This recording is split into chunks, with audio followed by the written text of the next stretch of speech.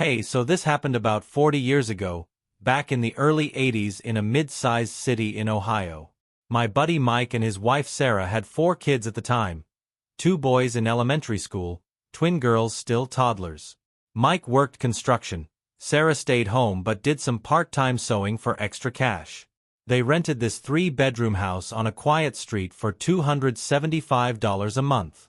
The place was old, built in the 40s, leaky roof in spots, kitchen cabinets falling apart, but it had a big backyard and was close to Mike's job sites. Rent was fair for then. The landlord was this older widow, Mrs. Eleanor Hayes. She lived across town in a nicer place. She'd owned the house since her husband passed in the 60s. Eleanor liked Sarah a lot. Sarah would drop off cookies or help with groceries when Eleanor came by to collect rent. Over the years, Eleanor kept the rent the same even when others in the neighborhood went up. She told them straight up one day, "You folks take good care of the place. When you're ready, I'll sell it to you at a price we can agree on. No realtor fees, no hassle." Mike and Sarah trusted her.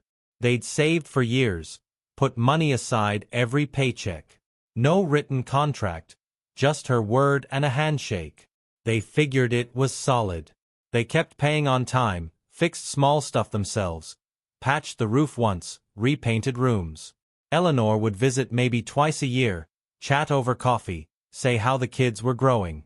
She even let them plant a vegetable garden out back. It felt like family almost. Then Eleanor got sick. Cancer. She passed away quick, maybe 6 months after diagnosis. No warning really. Her 3 kids, 2 sons and a daughter, all grown, living in better parts of the state, took over everything. They inherited a bunch of properties she owned. First time they came by the house, they were polite.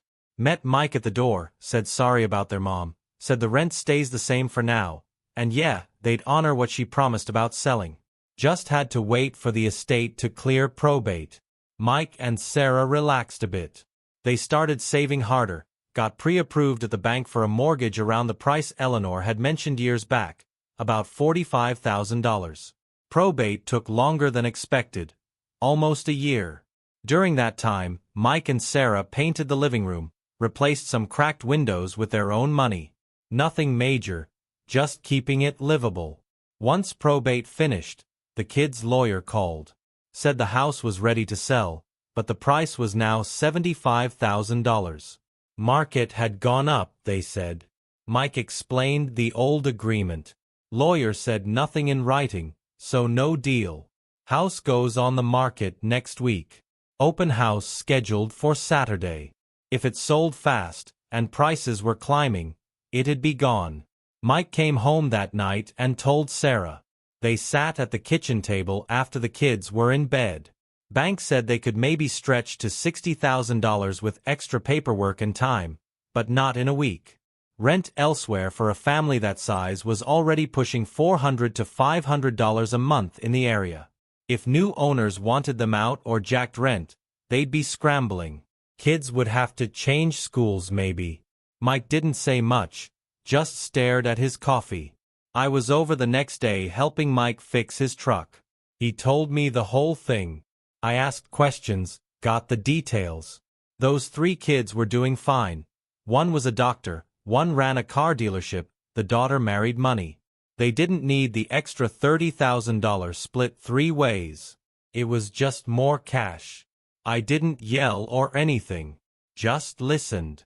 Then I started asking around quietly. Talked to a guy I knew who sold real estate back then. He said open houses work best when the place looks empty, clean, smells neutral, street looks calm. Anything that makes buyers walk away quick helps if you want to kill interest. Mike didn't ask me to do anything. He just kept working, trying to line up more cash. Sarah called around for other rentals, just in case. I told them I'd help however I could. Next few days I stayed quiet about plans. Borrowed a pickup from my brother-in-law. Picked up an old beat-up sofa someone was throwing out. Moldy, stained. Found a spot 2 houses down. The guy who lived there hated the new owners already because they'd been rude about property lines once. He let me drop the couch in his front yard overnight, said it was fine as long as it looked like junk. Friday night, Sarah boiled a big pot of cabbage all evening. Strong smell. I brought over a bottle of cheap ammonia, poured a little near the front and back doors outside, just enough to linger like cat spray. Mike's drain had tree roots anyway. I bought a dozen old eggs from the store, let them sit out a day, then we poured them down the kitchen sink slow. Smelled like bad sewer by morning. Saturday morning, the open house day, I called up some guys from the old factory crew I worked with years back.